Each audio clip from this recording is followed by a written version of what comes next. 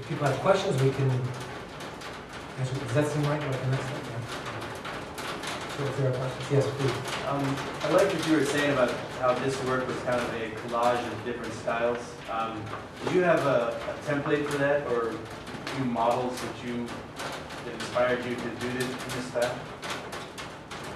Well, I mean, I guess, like I said, I mean, the Van Gogh really was an inspiration, sort of staying with me. So, like, painting-wise, there was him, and also I've always loved Caravaggio, and I love the mix of sort of like this just beautiful, realistic depiction of people, but this underlying tone of menace. Like Caravaggio, I feel like, you know, to me, it's like, you know, early horror paintings. They're just so amazing. You can look at them just filled with that dread, and yet they're considered fine art. Certainly, they are fine art. And so, just on the level of like painting, those were two works that stayed with two artists that stayed with me. As far as like mixing and matching, I can't say I had one particular thing in mind. What I can say is I was trying to read a lot from different kinds of so I was reading Shirley Jackson, and I was reading William Bowman, and I was reading Richard Wright has this book called Black Power, about when he left the United States because he was sick of the United States, and he went to Ghana, and it's supposed to be a sort of a journalistic sort of non-fiction take of a black man returning to Africa. But what's great about it is he's just crazy. He's so racist. Like, he's terrible to people. He's dismissive. He's short-sighted. He's cruel, and yet at the same time he also sees things like an outsider does. You know, and he puts it all out there to his credit. He never pretends, I'm not going to say this about, even as he knows politically, like, it's wrong of me to say that these people should do this. Why are they acting like this? I guess I gotta say it. You know what I mean? And like the boldness of him just saying, I'm just gonna put everything out there was a real, very powerful for me to read. Even as I wanted to sort of argue with him the whole time. And then also, if I could say film-wise, like actually the biggest inspiration was Rosemary's Baby by Clancy. And the Rosemary's Baby, I think, is it's a great horror story because of those insane tenants in the building. You know, like there's layers of. So in theory, the story is, you know, I'm assuming everybody here has seen it or knows of it. In theory, it's a woman who's tricked into having the devil's baby, right?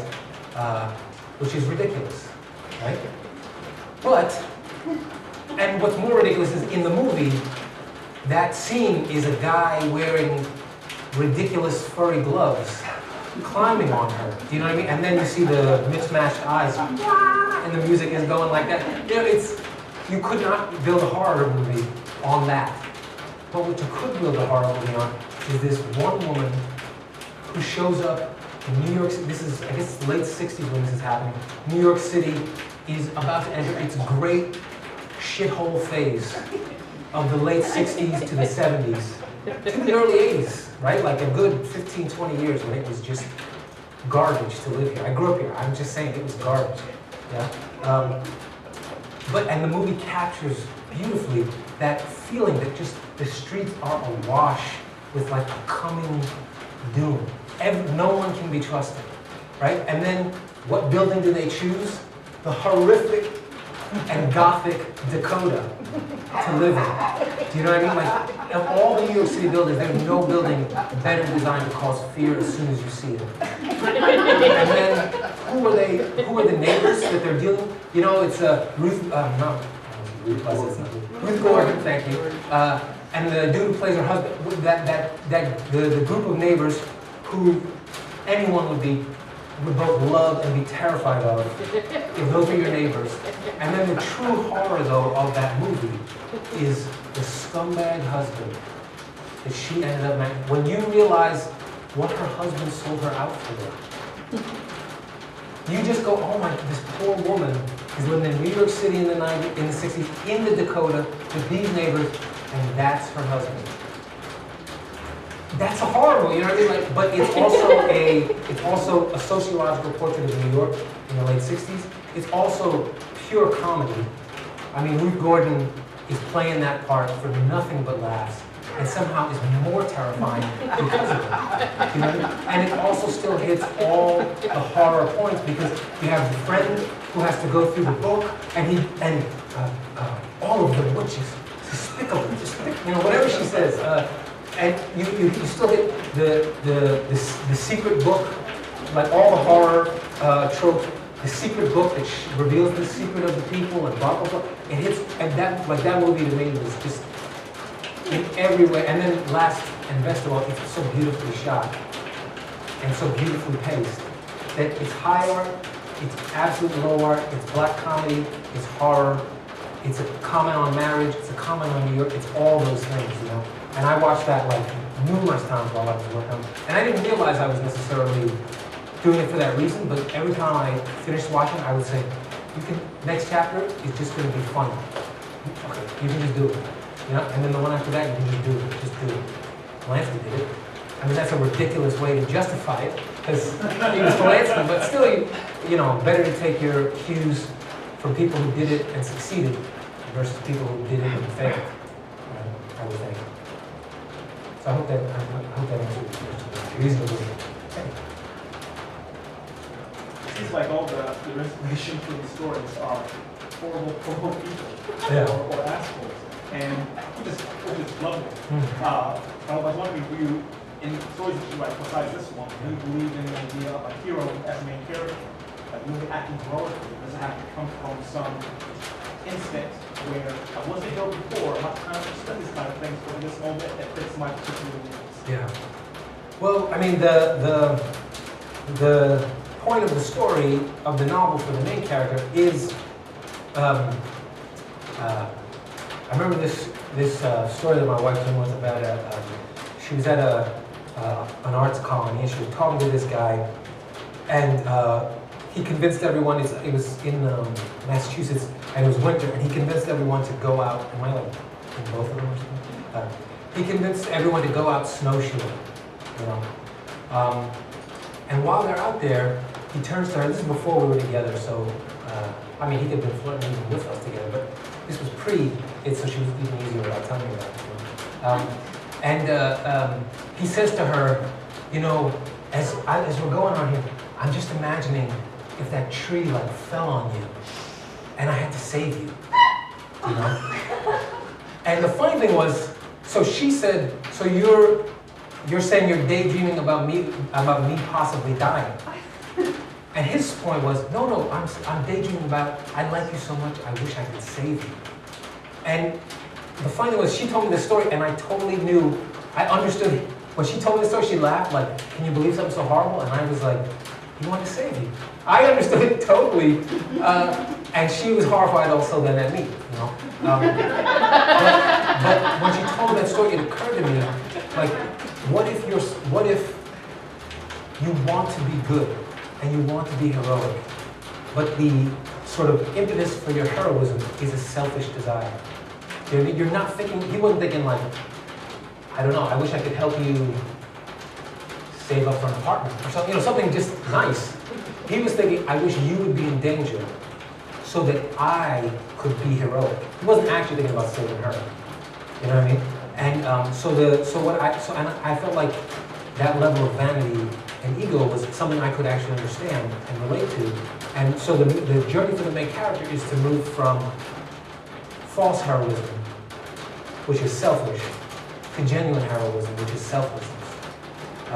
And so by the journey of him through the book is figuring out, how do I stop inflicting my good on people and start actually doing good for people in the way that they need good done.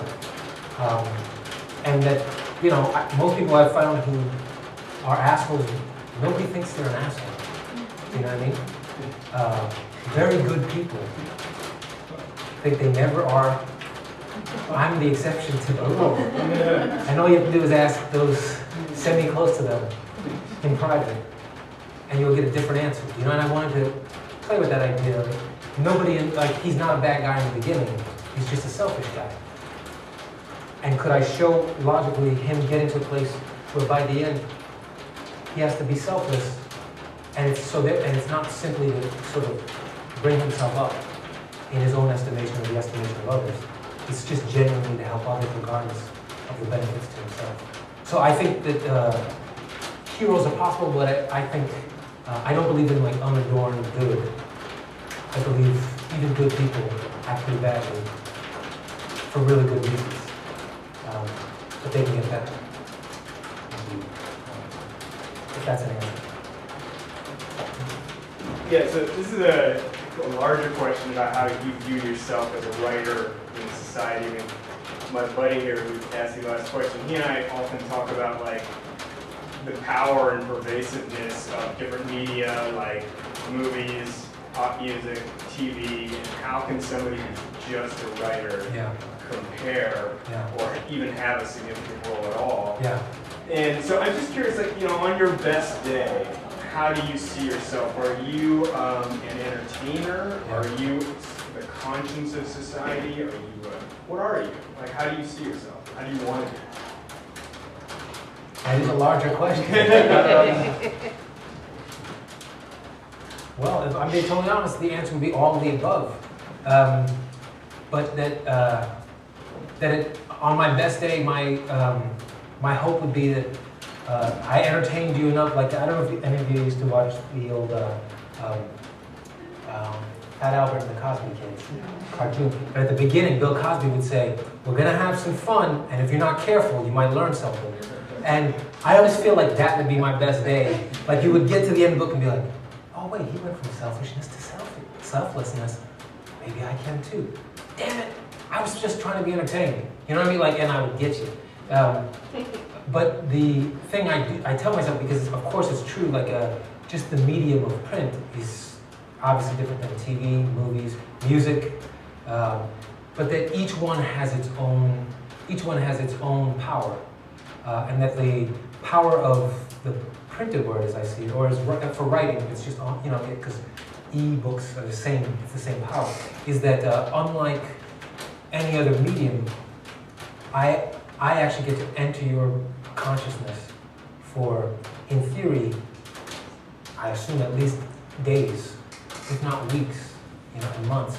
And that the effect of that is almost inevitably different than even the best movie, TV show. Each one has its own power to work with.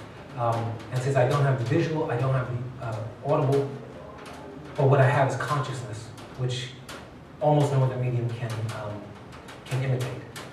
So for those people who come to the book, I feel like that's what I can do, is I can spend the most time in your mind, and when you leave, sort of be like a mark on your soul on the best day.